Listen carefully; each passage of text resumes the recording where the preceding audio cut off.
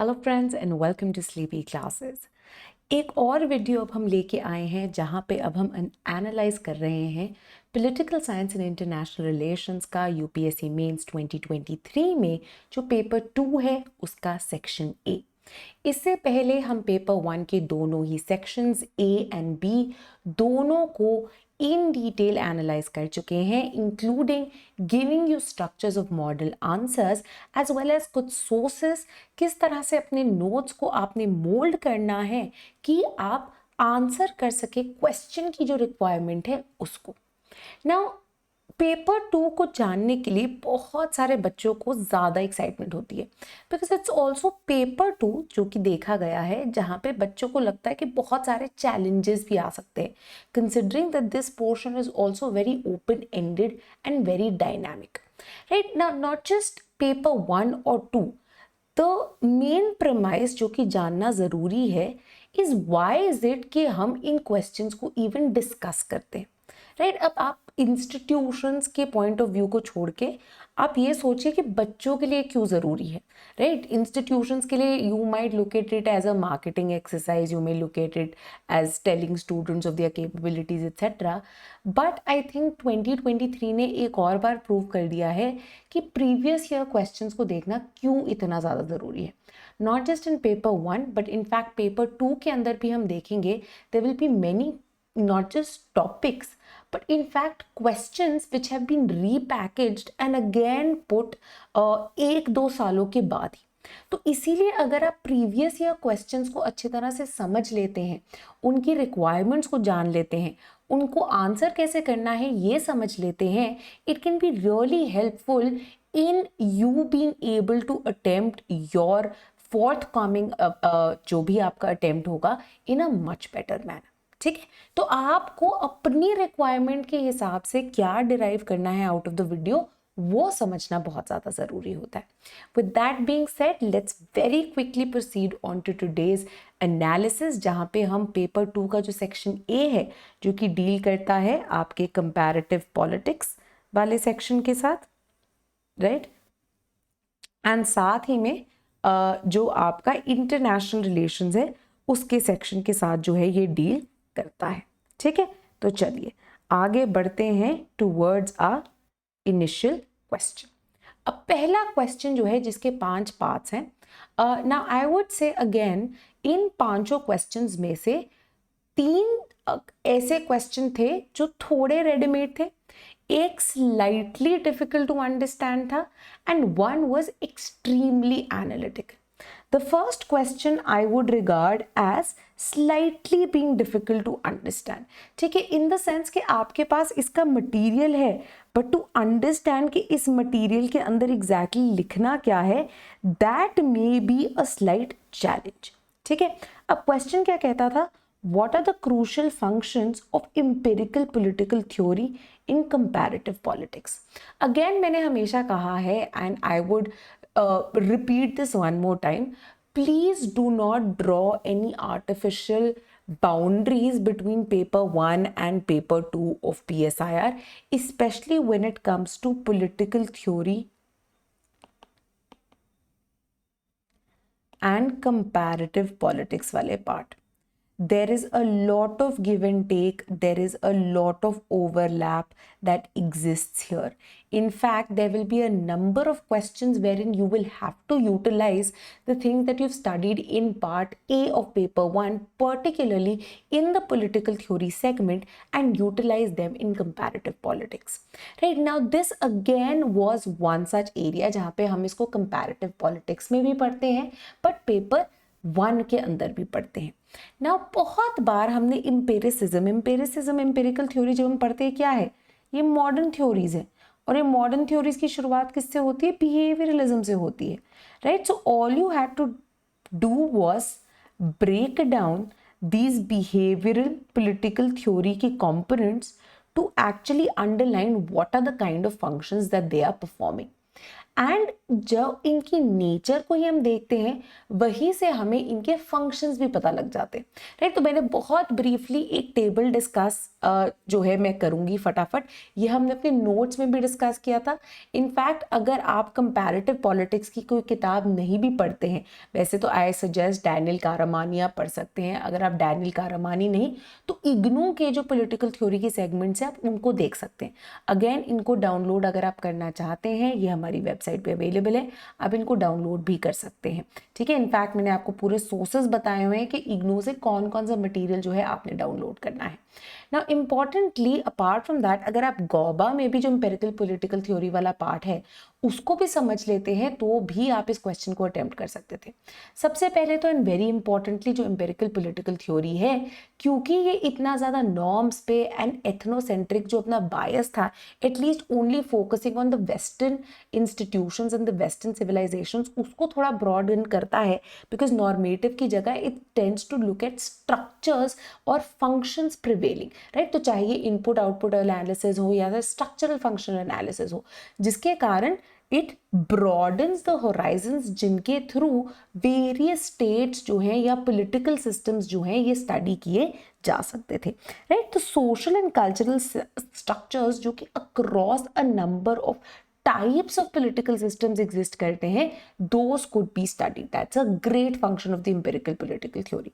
साथ ही साथ में this also allowed us to spread the discipline, especially in the aftermath of decolonization, because there were a number of new forms of political systems that had come up, right? So empirical political theory ने आपको इसमें भी एक बहुत important योगदान दिया कि ये भी function जो है perform किया। साथ ही साथ में very importantly, apart rather than focusing on value oriented abstract norms and concepts, it moves towards a more objective variable laden criteria to be able to understand the working of these diverse forms of political systems. साथ ही साथ में ये आपको statistical and other research methods जो हैं वो भी provide करता है to be able to carry forward this objective research, ठीक है। So all of these things that we have listed out, ये नेचर ही नहीं बल्कि उनके फंक्शंस जो है उसको भी हाईलाइट करती थी। तो आपने यही चीजें जो है अपने आंसर में डालनी थी। Let's very quickly move on to the next question. Again, this is a question जो straight forward होता अगर आप इस question का मतलब समझ जाए। क्वेश्चन क्या कहता है, what are the difficulties faced by political theorist in comparing the states. Basically क्या कह रहे हैं कि जब आप कंपैरेटिव मेथड अपनाते हैं to compare various forms of states जो कि एग्जिस्ट कर रहे हैं, कौन सी डिफिकल्टीज, हर्डल्स या इश्यूज आपको फेस करने पड़ते हैं। अगर आप इस पूरे क्वेश्चन को बॉयल डाउन करें तो इन अदर वर्ड्स ये क्या कह रहा है कि कंपैरेटिव मेथड के कुछ इश्यूज, कुछ हर्डल्स, कुछ प्रॉब्लम्स, कुछ क्रिटिसिज्म्स क्या है। ऑलमोस्ट हर जगह आपने ये किया होगा। अगर आप कोई एक बेसिक सोच जैसे कि कारामानी पढ़ रहे हैं या फिर इग्नू पढ़ रहे हैं या कोई भी और पॉलिटिकल साइंस के नोट्स पढ़ रहे हैं, हमारे भी नहीं कोई भी पढ़ रहे हैं, तो आपको एक क्रिटिसिज्म ज़रूर कराया जाएगा। बेसिकली आपने इन्हीं चीज़ों को मोल्ड करके रखना था, because it is these very limitations of the comparative method what also hinder or create difficulties for the political theorist as well, ठीक है। तो क्या क्या डिफिकल्टीज हैं, सबसे पहले तो obviously is trying to understand कि हमने पैरेलल्स ड्रॉ कैसे करने, बिकॉज इतनी ज़्यादा वाइड डाइवर्सिटी है अमंग्स द स्टेट्स कि कहीं पॉलिटिकल थ्योरिस्ट जो है they have to make sure that they are comparing apples with apples, कहीं एप्पल्स एंड ऑरेंजेस का कंपैरिजन जो है ये ना हो जाए।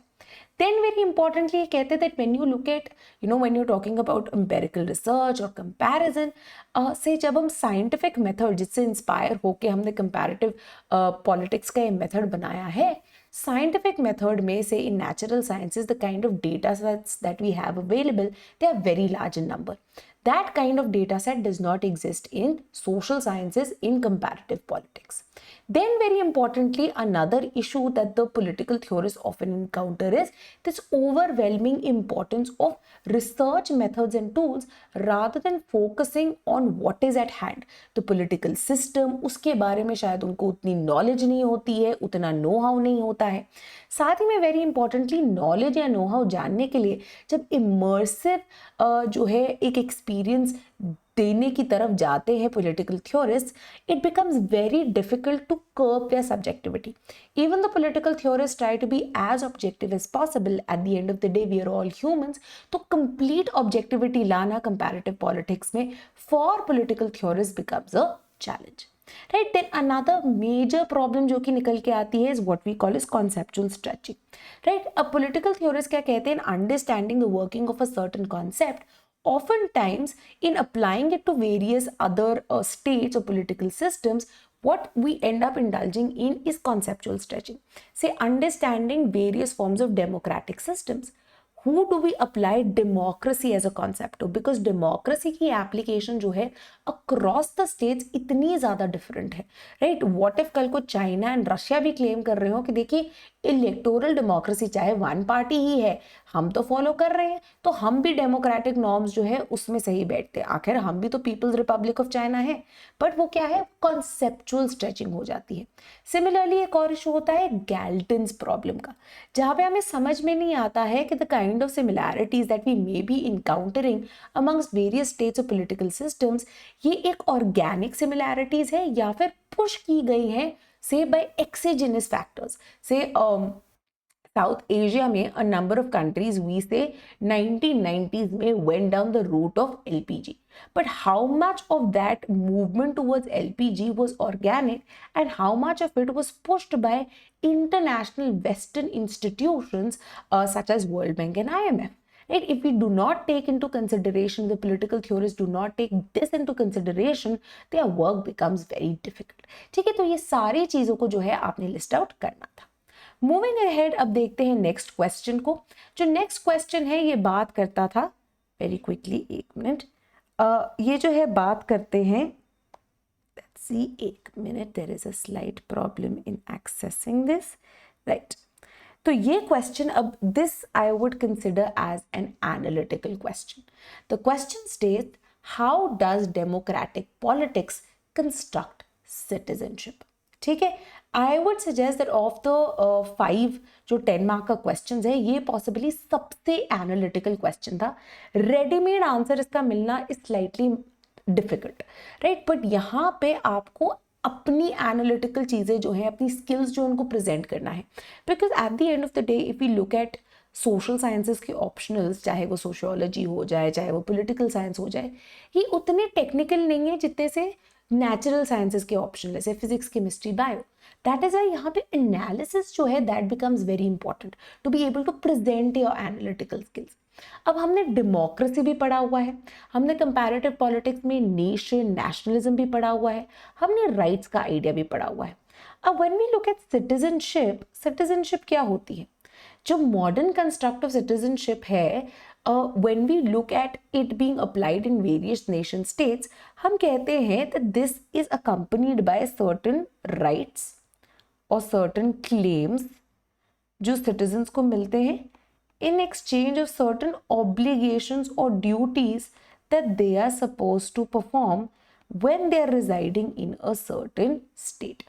अब ये क्या कहते हैं कि डेमोक्रेटिक पॉलिटिक्स किस तरह से सिटीजनशिप को कंस्ट्रक्ट कर रही है. Now this depends on the kind, nature and extent of democratic politics जो कि एक देश के अंदर एग्जिस्ट करता है. The more inclusive the democratic politics, the more inclusive will be the construction of citizenship also. In fact, आप यहाँ पे Western thought के भी norms जो हैं इसको utilize कर सकते हैं, right? So for example, starting from Aristotle. Now Aristotle का जो idea of polity था, वो एक citizen-led sort of democratic idea था. Even though democracy को एक बुरा शब्द मानते थे, बट उनकी जो पॉलिटी थी was an elitist form of democracy, जहां पे only a certain set of people were considered as being citizens and only they could participate in the democratic politics, which means that the idea of citizenship which was constructed by Aristotle ended up being extremely exclusionary. Then when we come to say the modern democratic politics, say in a number of liberal democratic countries, यहाँ पे at least participatory democracy हमें होती हुई दिखती है, जहाँ पे एक universal and inclusive set of criteria जो है सिटीजन्स के लिए रखा जाता है। हाउएवर इस तक बढ़ने के लिए भी जो है वेरियस साइकिल्स आएंगे, राइट। से for example in a country like USA, शुरुआत से ही सबके पास जो है राइट्स नहीं थे। एज डेमोक्रेटिक पॉलिटिक्स ब्रॉडन्ड, वैसे वैसे सिटीजनशिप का idea also broaden, right. So from being restricted to just white propertied males to then all white males to then all white women to then eventually say African American males, right? तो ये क्या है, ये जैसे जैसे democratic politics more inclusive हुई है वैसे ही सिटीजनशिप भी इंक्लूसिव हुई है।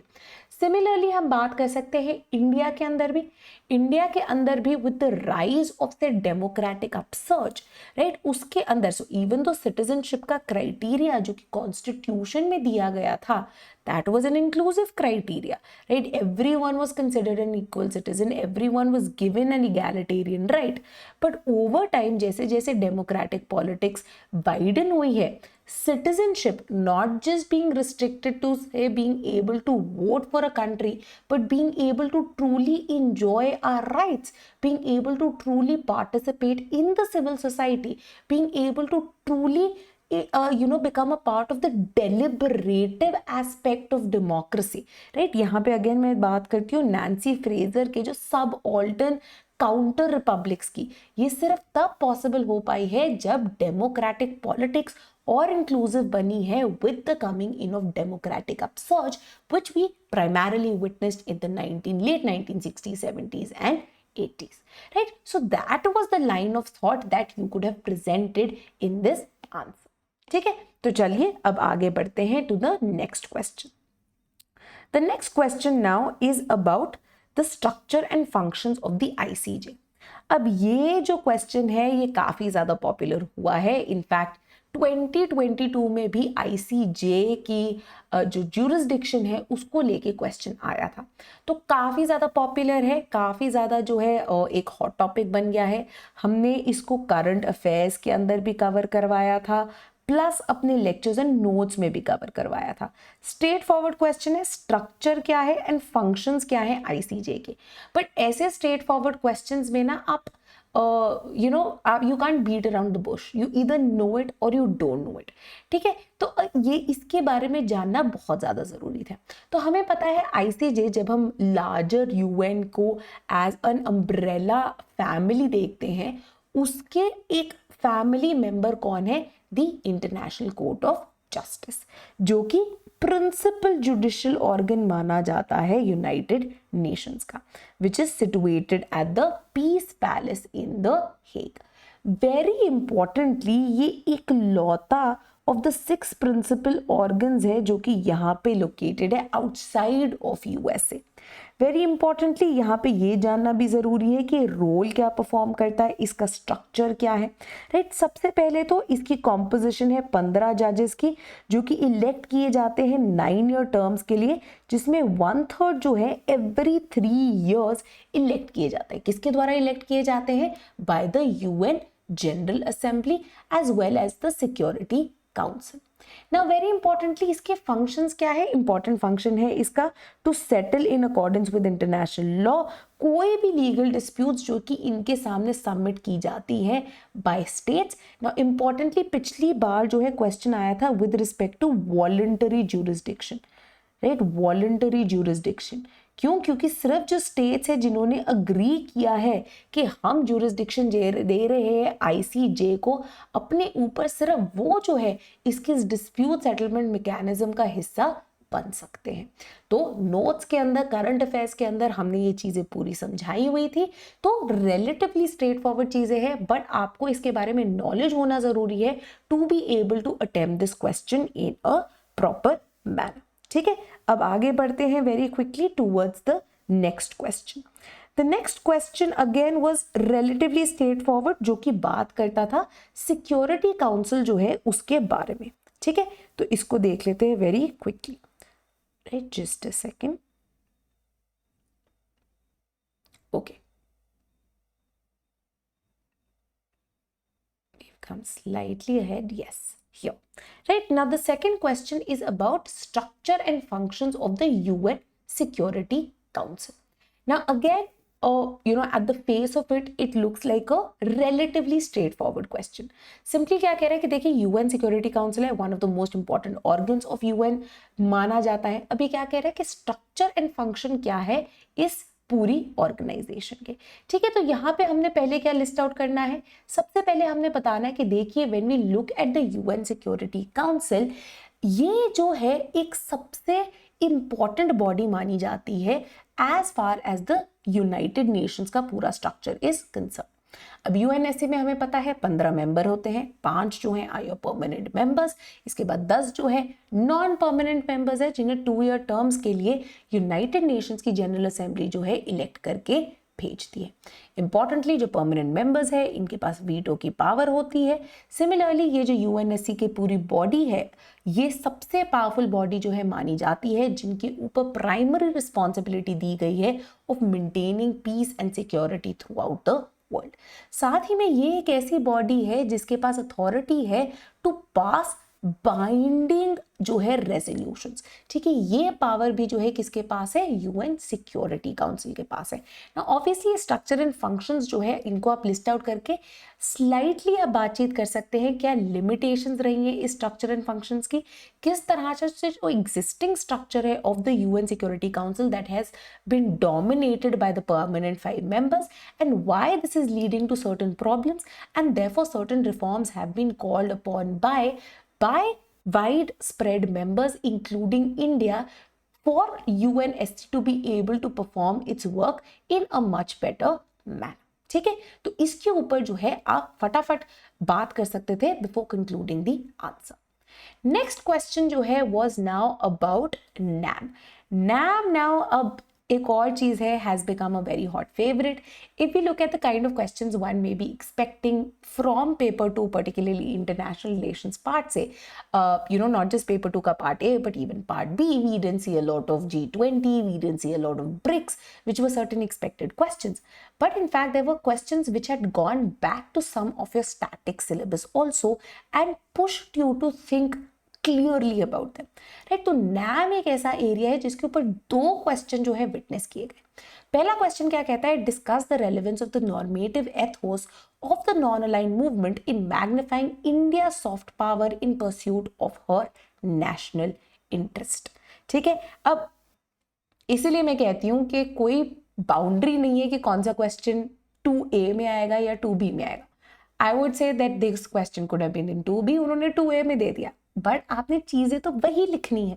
आपको क्या पूछ रहे हैं, ये कह रहे हैं कि देखिए हम बोल रहे हैं NAM is dead, NAM is dead, ये क्या बोल रहे हैं कि देखिए नहीं, मैं क्वेश्चन बोल रहा है कि आज भी नैम जो है इंडिया की सॉफ्ट पावर को in being able to pursue its national interest एक मेजर रोल प्ले कर सकता है। Now we've talked about NAM, we've talked about NAM 2.0, we've talked about the movement towards multi-alignment, right? We've also talked about issue-based alignment, right? ये सारी चीजें जो हम सुनते आते हैं। अब यहाँ पे क्या करना था, यहाँ पे सबसे पहले तो you start off by describing कि NAM है क्या, then किस तरह से एक certain period के लिए जो है NAM imagine की गई थी, and a lot of people including in the high circuits of India in the South Bloc have talked about the decline or the death of NAM, right? But how is it that NAM can till date be relevant? So we can talk about कि किस तरह से NAM जो है in the changing context, particularly when we witness the world order in flux, एक बहुत ही बढ़िया platform की तरह इमर्ज हो सकती है for India being able to come closer to its partners। साथ ही साथ में अगर इंडिया अपने आप को एज अ ग्लोबल साउथ का लीडर ओरिएंट करना चाहती है तो अगेन ये प्रेजेंट करती है एक अपॉर्चुनिटी, एक प्लेटफॉर्म जहाँ पे इंडिया जो है ग्लोबल साउथ की कंट्रीज के साथ बेटर कोऑर्डिनेट कर सकता है, बेटर जो है अपने रिलेशनशिप्स को और ज़्यादा डीपन कर सकता है। साथ ही में very importantly it can also become a great platform for India to be ensuring कि मैं जो एक स्ट्रैटेजिक इंगेजमेंट है across a number of continents also, not just in my immediate neighborhood but across continents, with African countries, with a number of West Asian countries, with a number of even Southeast Asian countries, इस platform के through जो है मैं कर पाऊँ। इसी के साथ साथ very importantly the platform also remains incredibly important in recent times, जब सम फॉर्म ऑफ रिजुविनेशन हुई है। से कोविड-19 के टाइम पे इंडिया ने जिस तरह से नैम को यूटिलाइज किया, ठीक है, तो ये सारी चीज़ें जो हैं could have been mentioned in the answer to actually talk about the soft power ethos जो कि NAM प्रोवाइड करता है इंडिया के लिए। Again something which had been covered very widely including the 2023 का NAM का जो समिट आया था, जहाँ पे again जो ग्लोबल इम्पोर्टेंस थी of various post pandemic initiatives जिन्हें टेकअप करने की ज़रूरत है नैम द्वारा, उसके ऊपर बात की गई थी।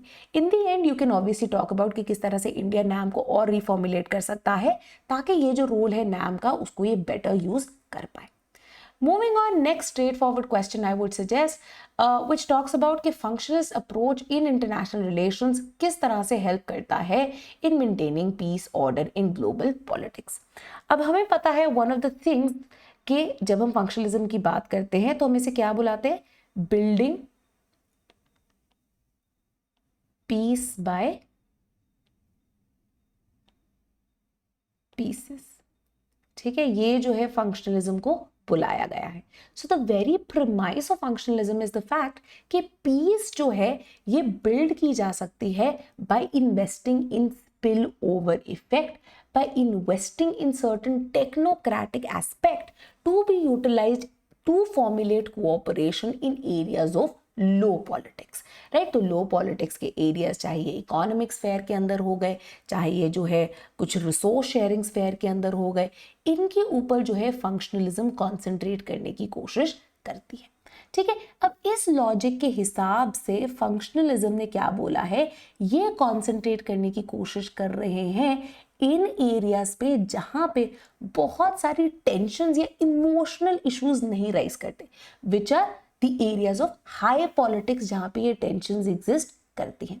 रिचर्ड कॉब्डेन जैसे लोगों ने जो है इस आइडिया को और डेवलप करने की कोशिश की थी, particularly bye focusing about the fact कि पॉलिटिशियंस को इनसे दूर रखिए एंड टेक्नीशियंस को जो है लेके आइए। ना यहाँ पे अगेन बहुत ज़्यादा ज़रूरी है कि आप एग्जाम्प्लीफाई करते हैं इन चीज़ों को। One of the greatest examples of how functionalist approach has helped in maintaining peace and order would have been by presenting the example of the European Union. European Union पे एक स्टैंड अलोन क्वेश्चन भी है, but यहाँ पे भी आप उसको present कर सकते थे। सिमिलरली एक और एरिया जहाँ पे आप प्रेजेंट कर सकते थे एग्जाम्पल इज आसियान ऑल्सो, जहाँ पे again functionalism and new functionalism जो है has been brought into play, ठीक है। तो दो both by developing on what is the main premise and assumptions of functionalism, then what are certain examples of functionalism, उनके basis पे you could have talked about how peace building के अंदर ये help कर सकता है। हाउएवर ऑब्वियसली आंसर में आपको ये भी मेंशन करने की जरूरत है there are slight criticisms also, this has not happened everywhere. Say for example India ने फंक्शनलिज्म ट्राई करने की कोशिश की थी with Indus water treaty, it hasn't necessarily resulted in being able to build a more say positive scenario with Pakistan because problems in high politics still remain, ठीक है। तो दूसरी साइड है, उसको भी आपने यहाँ पे प्रेजेंट करना था।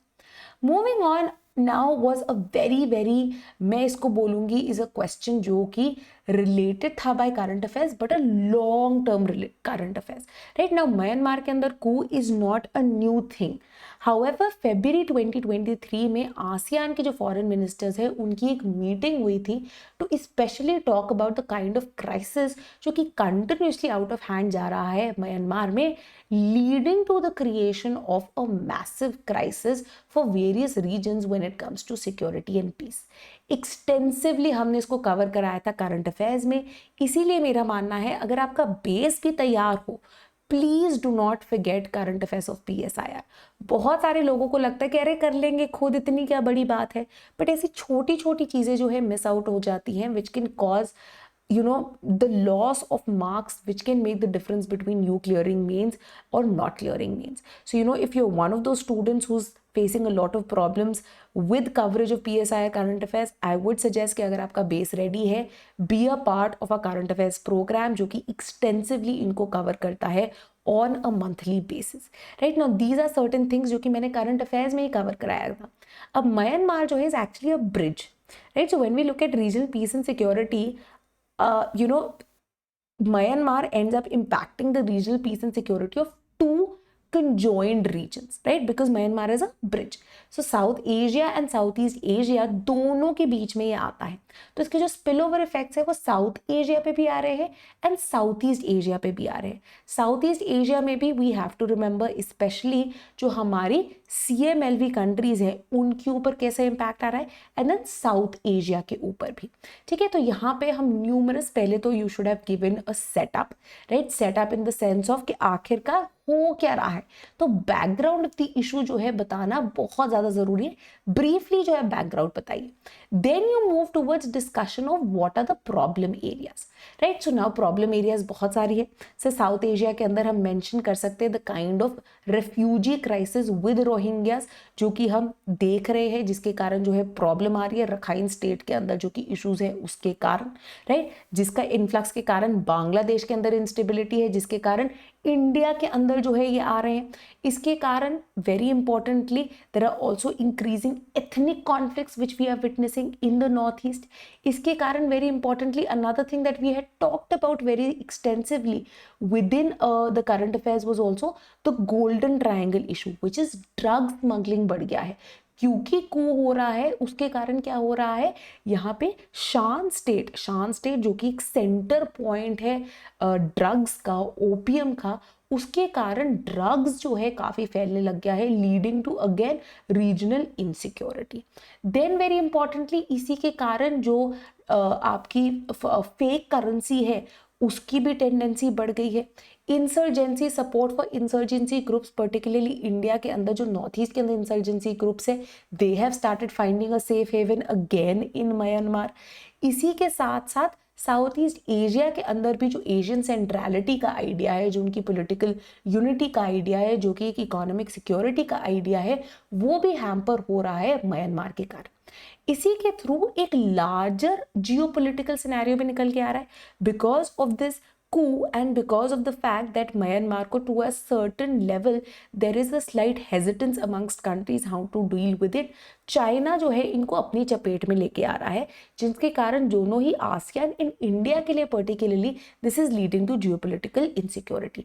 अगेन रिसेंट टाइम्स में हमने जो कवर किया था, अगर आपको पता हो, कोको आइलैंड्स जो हैं जहाँ पे ये एक इशू था कि कई चाइनीज सर्वेलेंस हो रही है और ये Coco islands Andaman and Nicobar के बहुत ज़्यादा पास है, तो कहीं इसके थ्रू अगेन इंडिया की एक इंसर्कलमेंट जो है चाइना ना करने की कोशिश करे, right? So all these veg के थ्रू जो है ये प्रॉब्लम्स क्रिएट हो रही हैं. वे फॉरवर्ड की आपने बात करनी थी, किस तरह से आसियान कंट्रीब्यूट कर सकता है apart from the ASEAN way, जिसको हमने मेंशन किया हुआ है यहाँ पे, and then what are certain ways through which India भी ट्राई कर रहा है in improving and bringing about certain regional security, certain stability and एक dual track policy that while encouraging a more a conversation between the army led government and the opposition जो कि government in exile है उनके बीच में conversation होना, पर at the same time India completely negate ना कर रहे जो ऑन गोइंग जुंता गवर्नमेंट है, because it also concerns India's security. Similar is the case with ASEAN as well. तो ये जो डुअल ट्रैक पॉलिसी है as a forward looking way, उसको आपने यहाँ पे मेंशन करना था. नेक्स्ट आप जो है was again a NAM based question. Question says during the Cold War, the non-aligned movement tried to become a third force in world politics but failed because it was too large and unwieldy.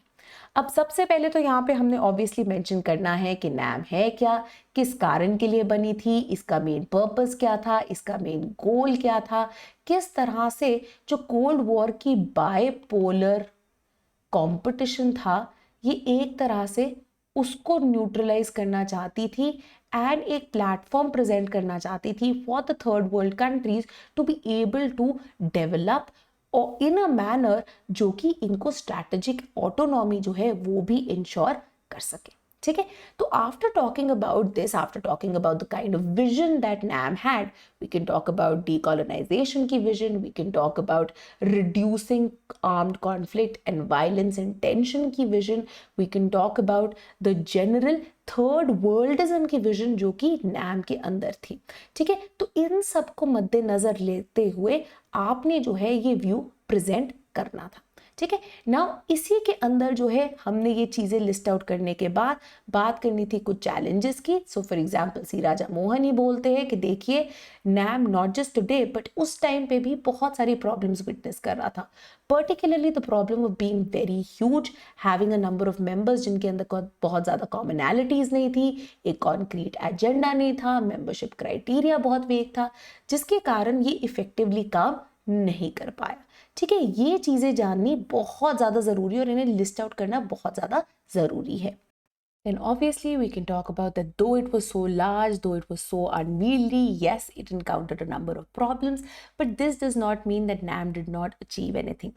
You can talk about the kind of decolonization की movement जो कि इन्होंने support की, you can talk about anti-racism, apartheid की जो है anti apartheid के against जो इन्होंने स्टांस लिया, साथ ही साथ में किस तरह से बहुत सारी जगहों पे इन्होंने नेगोशिएशंस करने की कोशिश की, राइट। सो हम बात कर सकते हैं कोरिया के अंदर, वियतनाम के अंदर इन्होंने कुछ पीस मेकिंग की जो है कोशिश ज़रूर करने की कोशिश की थी एंड साथ ही साथ में एक ऑल्टरनेटिव प्लेटफॉर्म जो है प्रोवाइड किया था for the global south countries to come together and collaborate and emerge as a third force, right? Something that ignored नहीं किया जा सकता despite the obvious challenges, despite certain problems जो कि obviously encounter की थी NAM ने as a body because of the fact that they happen to be a huge organization. Then the next question talks about European Union. ये question कहता था account for the rise of European Union as a highly influential regional organization. Now, apart from notes, we'd also covered it in our mains के lectures, जहाँ पे हमने बात की थी, हमने दोनों EU and ASEAN का example उठाया था कि किस तरह से बहुत ही बेहतरीन examples हैं of being regional organizations. Now, at the very outset, यहाँ पे आपको बात करने की ज़रूरत थी with respect to again already functionalism के ऊपर क्वेश्चन आ चुका है, तो आई थिंक एक ऐसा पेपर था जहाँ पे there was a lot of give and take amongst questions only.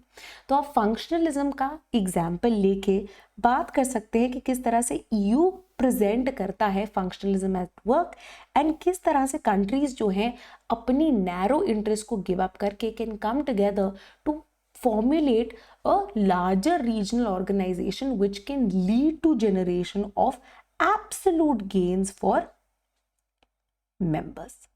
ठीक है, अब यहाँ पे क्या ये कहते हैं account for the rise, कि इसका rise कैसे हुआ, राइट। हमने बात की इंट्रोडक्शन, हमने कैसे थियोरेटिकल एक एलिमेंट के अंदर पहले ही जोड़ दिया कि फंक्शनलिज्म के साथ हमने इसको कोरिलेट कर दिया, कॉम्प्लेक्स इंटरडिपेंडेंस के साथ भी आप इसको कोरिलेट कर सकते हैं। ठीक है, तो जब आप ये थियोरेटिकल इंटर रिलेशन दे देते हैं, it makes your answer better. Then you can obviously talk about कि किस तरह से देखिए ट्रीटी ऑफ पेरिस के साथ इसकी शुरुआत होते होते ट्रीटी ऑफ मैस्ट्रिच के अंदर जो है इसकी फाउंडेशंस ले डाउन की गई, राइट। किस तरह से शुरुआत में इसको फाउंड किया गया एज यूरोप की European coal and steel community, right. तभी फंक्शनलिज्म का एक एग्जाम्पल है कि किस तरह से स्टील आयरन एक इकोनॉमिक एक स्पेसिफिक रिसोर्स डोमेन के अंदर पहले कोऑपरेशन जनरेट करके फिर स्पिल ओवर इफेक्ट्स जो है जनरेट किए for the creation of a larger body. Eventually किस तरह से इसकी इंस्टीट्यूशनलाइजेशन हुई and this leading to it becoming one of the most preeminent regional organizations. Then obviously you also had to mention the other side that despite being such an important body, it is encountering problem. You can talk about Brexit, you can talk about the kind of issues that within EU countries जो है एक दूसरे के साथ witness कर रही हैं, the kind of backlash and the rise of conservative governments, जो कि अगेन EU की जो फंक्शनिंग है, इंस्टीट्यूशनलाइजेशन है, कुछ नॉर्म्स है, उनको डाइल्यूट कर रहा है. Therefore for EU also it is a journey which continues in maintaining its importance and stability. ठीक है, तो इन चीजों के ऊपर जो है हमने बात करनी थी very very importantly in this question. ठीक है, तो चलिए आगे बढ़ते हैं अब towards the next question. The next question now states, narrate the various ways in which rapid environmental degradation is posing a serious threat to human security. Illustrate your answers with suitable examples. Now, when we talk about security, right, or when we talk about global common concerns, one of the important concerns जो कि listed out है directly आपके syllabus में, that happens to be environment. Now, importantly, जब हम security की बात करते हैं, one of the things that we have talked about is the changing notions of security. कि जब हम security की बात करते हैं, हम उसको पहले high security and low security में divide कर देते थे. But आज के day and age में the idea of security has realized that when we look at humanity at large, security cannot just be restricted to territorial security, but in fact it concerns larger global commons also. तो चाहे ये environment का issue हो, right, environment में particularly climate change जैसे issues आ गए, या फिर terrorism जैसे issues हो, या फिर gender justice जैसे issues हो, ये सब जो है security का एक important component बन गए हैं. अब यहाँ पे आपको क्या बोला था कि किस तरह से ह्यूमन सिक्योरिटी को जो है थ्रेटन करता है, आपने एग्जाम्पल्स देने थे. तो फ्रॉम द वेरी आउटसेट, जैसे ही इन्वायरमेंटल मूवमेंट की शुरुआत हुई है टिल प्रेजेंट, आप बहुत सारे एग्जाम्पल्स दे सकते थे. अब यहाँ पे हमने दोबारा बात की है कि 3 तरह की सिक्योरिटीज की हम बात कर सकते हैं. पहली is what we call is resource problem. The lack of resources can lead to insecurities for people. ठीक है, तो रिसोर्स प्रॉब्लम क्या है कि हमने इमेजिन किया था कि देखिए when we look at fossil fuels, right, fossil fuels जो है you have to imagine that these are very limited, ये अनलिमिटेड नहीं है. तो इनका यूजेज कैसे किया जाता है, किस तरह से किया जाता है, this remains a major issue. Then very importantly, what we talk about is sink problems, which again lead to issues of human security. कि fossil fuels जो कि limited है, जिसके कारण economic insecurity in certain countries raise हो सकती हैं, but अगर हम इनको अंधाधुंध यूज करेंगे, this can lead to larger damage also. जैसे कि हम देख रहे हैं climate change के अंदर, या फिर ओजोन होल जो हमारा बन गया था, या फिर increasing sea levels के बारे में जब हम बात करते हैं, एंड साथ ही में ethical problems को भी, राइट. जब हम गाया थीसिस की बात करते हैं, या फिर हम बात करते हैं about the Anthropocene age, right, that humans के बेटरमेंट के लिए we have ended up destroying nature, we have ended up destroying animal habitat, right. ये सारी चीज़ें जो है लार्जर सिक्योरिटी को हैम्पर करती हैं. सिमिलरली हम बात कर सकते हैं कि किस तरह से environmental degradation at the very outset, one of the earliest works that come out in this regard was Rachel Carson's book, which was Silent Spring, right. So Silent Spring ने बात की थी कि किस तरह से by entering the food chain ये human security को damage कर रहा है, leading to problems like cancer. ठीक है, तो ये सारी चीज़ों को आप as examples दे सकते थे to actually show how environmental degradation at individual levels, so various levels पे आप बता सकते थे. individual level पे ये insecurity raise कर रहा है, right, cancer etc. जैसे by giving the example of Rachel Carson. countries के level पे, राइट, कंट्रीज की लेवल पे तो ये इकोनॉमिक इनसिक्योरिटी हो सकती है, जो कि आपकी रिसोर्स प्रॉब्लम से आती है. सिंक प्रॉब्लम हो सकती है पर्टिकुलरली, जो कि हम देख रहे हैं से जो हमारी स्मॉल आइलैंड कंट्रीज है विद इंक्रीजिंग सी लेवल, जो वो प्रॉब्लम्स इनकाउंटर कर रहे हैं. या फिर जो एथिकल प्रॉब्लम्स हम विटनेस कर रहे हैं to human insecurity also, that's a Anthropocene age leading to an imbalance in nature, which is leading to, in the longer run, human insecurity. So wildfires across Europe, heat waves across North America and Europe, कोई भी जो है इस environmental degradation से safe नहीं है. So across the countries, be it the global north or the global south, दोनों ही जगहों पे human security जो है उसको ये threaten करता है. ठीक है। नेक्स्ट क्वेश्चन, अब वेरी क्विकली, ये मैंने आपको इसके ब्रॉड कॉन्टूर्स बता दिए हैं, अगले क्वेश्चन की तरफ बढ़ते हैं। ये स्ट्रेट फॉरवर्ड क्वेश्चन था, critically examine the impact of globalisation in on the developing countries of the world. Another great example why you should be practising PYQs। 2020 के अंदर लिटरली सेम क्वेश्चन आया था।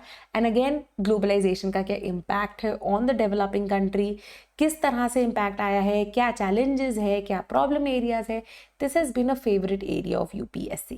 ठीक है, तो I think relatively straightforward है, हमने इसको काफ़ी डिस्कस भी किया था। इनफैक्ट फ्री वीडियो जो हमारी फ्री PSI क्रैश कोर्स की वीडियो है, वहाँ पे आपको ये मिल भी जाएगा, राइट। यहाँ पे हमने बात की है ब्रीफली, वेरी ब्रीफली आप इनफैक्ट, क्योंकि इन्होंने बात की क्रिटिकली एग्जामिन करने की, आप दोनों डायरेक्शंस को दे सकते हैं। तो इनिशियली आप चाहे पहले नेगेटिव इफेक्ट्स की बात कर सकते हैं, then move on to the positive effects, या फिर शुरुआत में ब्रीफली पॉजिटिव इफेक्ट्स की बात कर सकते हैं and then move on to the negative effects.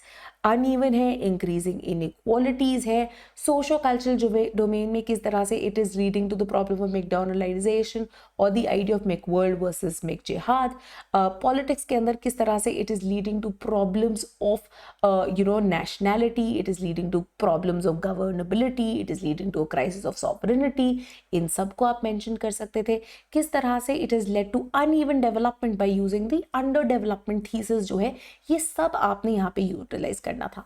way ahead क्या है, say for example people like Jagdish Bhagwati say that say globalization even though yes there have been problems, it is a part of solution and not just the problem। so Jagdish Bhagwati ने in fact 3 pronged ideas की बात की है कि किस तरह से correct किया जा सकता है, कि किस तरह से ग्लोबलाइजेशन को हम रेक्टिफाई कर सकते हैं ताकि इसके जो इल इफेक्ट्स है ऑन द ग्लोबल साउथ उन्हें हम रेक्टिफाई कर सके।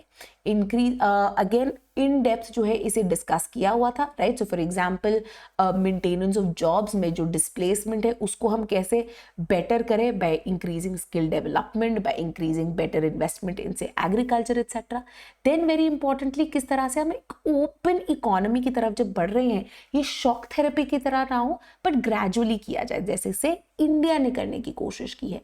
साथ ही में एक ऐसी परस्यूट हो जहाँ पे जो सोशल इश्यूज है उनको भी मद्देनजर रखा जाए एंड साथ ही में जो लोगों की डिमांड्स है उनको भी फुलफिल करने की कोशिश करे देश। सो एक तरह से एक बैलेंस्ड ग्लोबलाइजेशन जो है, even new liberal scholars like Jagdish Bhagwati ने इसको आगे रखा है।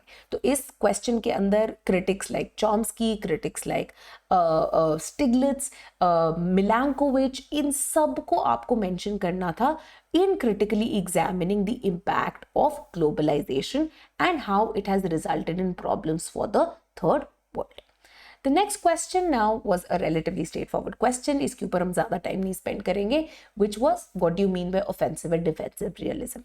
So obviously you had to start off by talking about realism as one of the most preeminent schools of thought when it comes to international relations and the study of global politics। Now within this entire school of realism हम कहते हैं बहुत सारे सब schools and उनके within भी further branches हैं, right. सो classical, new realism, new classical realism, वही न्यू रियलिज्म के अंदर हम स्ट्रक्चरल लेवल पे जब बात करते हैं तो हमें ऑफेंसिव एंड डिफेंसिव रियलिज्म देखने को मिलता है। क्यों निकल के आते हैं? When we talk about the difference in gains, relative gains and absolute gains की जब हम बात करते हैं, पहले ही कॉन्सेंट्रेशन रियलिज्म की किस पे है? रिलेटिव गेन्स पे। अब इन रिलेटिव गेन्स के अंदर भी हम कहते हैं दो चीजें निकल के आ जाती है, the difference between what we call is power maximising states, right, जो कि ऑफेंसिव रियलिस्ट के साथ जुड़े हैं, एंड दूसरे हैं हमारे सिक्योरिटी मैक्सिमाइजिंग स्टेट्स जो कि एसोसिएटेड है किसके साथ? डिफेंसिव realism के साथ, right? So I would suggest that this was a relatively straightforward question। आपने इसी को डिस्कस करना था, defensive and offensive realist को you should have put in scholars like Mearsheimer etc। Again by chance if you're a beginner और आपको ये नहीं पता है, हमारी फ्री PSI की जो प्लेलिस्ट है वहाँ पे रियलिज्म की जो डिस्कशन हुई है वहाँ पे भी इसको समझाया गया है, ठीक है। तो आपको अगर नहीं आता है आप सिंपली वहां पे जा सकते हैं, but I would suggest these are one of the most basic elements of paper 2 of international relations जो कि ऑलमोस्ट हर बच्चे को आते हैं, right, if you are a serious student. अगर आपको नहीं आते please go to that playlist. Next question now was a very interesting question which talks about discuss the various constraints on American hegemony today. Which of these are likely to become most prominent in the future? अब हमारा जो mains 2023 का crash course था, almost similar question हमने ये कराया था कि क्या यूएस एक हेजेमन इन डिक्लाइन है. ठीक है, सबसे पहले तो ऑब्वियसली हमने बात करनी है कि जब हम अमेरिकन हेजेमनी की बात करते हैं, आखिरकार हेजेमनी का कॉन्सेप्ट क्या है. तो हम शुरुआत कर सकते हैं ग्राम्स्की से, एंड देन हम बात कर सकते हैं किस तरह से based on the hegemonic stability theory किस तरह से अमेरिकन हेजेमनी जो है एग्जाम्प्लीफाई की गई है in various domains, political domain में, मिलिट्री डोमेन में, इकोनॉमिक डोमेन में, सोशो कल्चरल डोमेन में एंड इंस्टीट्यूशनल डोमेन में. Then talking about what are the various constraints जो कि हम विटनेस कर रहे हैं. यहाँ पे बहुत सारे स्कॉलर्स ने अपना व्यू जो है आगे रखा है with respect to this, right. Fareed Zakaria जैसे लोगों ने बात की है of the decline of US, right, the rise of the west and the rise of the rest and decline of the west, and this decline of the west has been led by the end of the American dream, जहाँ पे the increasing inequality, the fact कि again ये बोला जाता है by thinkers like Robert Cox etcetera कि problems have emerged when it comes to the practice of American hegemony. In fact ये भी बोला जाता है the kind of external embroilment जो कि यूएस ने विटनेस किया, चाहे इराक हो चाहे अफगानिस्तान हो, this also led to various constraints on American hegemony. इसी के साथ साथ इकोनॉमिक्स के रेल में भी जिस तरह की एक कंपटीशन पोज कर रहा है China, that also raises a number of question marks. इसके अलावा जियोपॉलिटिकल स्फेयर में the kind of competition and questioning being posed by revisionist powers like Russia and China also poses a lot of problems for the American hegemony. Important thing to remember here is एक बहुत ही बढ़िया हमने यहाँ पे model use किया था which is called the 3-dimensional chess model. हम कहते हैं कि हेजेमनी जब हमने अमेरिका की देखनी है, आप सिर्फ एक चेस बोर्ड पे नहीं देख सकते, you have to look at multiple chess boards, right. तो यहाँ इस पे हम डिटर्मिन कर सकते हैं कि कहाँ पे अमेरिकन हेजेमनी सबसे ज्यादा कॉन्ट्रैक्ट होगी. When we look at militarily, even though China leaps and bounds से आगे बढ़ रहा है, but अभी भी it is nowhere in matching or closing the gap with the US, right? Similarly, geopolitically also, while Russia and China's revisionism is high, but importantly, even China does not want to completely replace the institutions of US, but in fact only wants to reshape them in a manner कि उनको भी इनके benefits जो है ये derive हो सके, जिसके कारण हम free rider problem जो है उसको भी encounter करते हैं. Then very importantly however social cultural domain में अभी भी यूएस की जो है पुल काफी ज्यादा स्ट्रॉन्ग रहती है. So one of the areas जहां पे हम सबसे ज्यादा डिक्लाइन देखेंगे, जो कि क्वेश्चन ने पोज भी किया है, is in the area of economics obviously, right. Financial crisis का आप एग्जांपल दे सकते हैं, कोविड-19 पैंडेमिक का आप एग्जांपल दे सकते हैं, प्रॉब्लम्स ऑफ सप्लाई चेन्स का एग्जांपल दे सकते हैं, ओवर स्ट्रेच्ड अमेरिकन इकोनॉमी जो है उसका एग्जांपल दे सकते हैं. सो दीज आर एरियाज जहां पे मे बी अमेरिकन हेजेमनी जो है वो प्रॉब्लम्स विटनेस करेगी. But what will be the result, ये भी जरूर इंक्लूड करना जरूरी था आंसर में. Will this result in the rise of this passing on the baton to just China?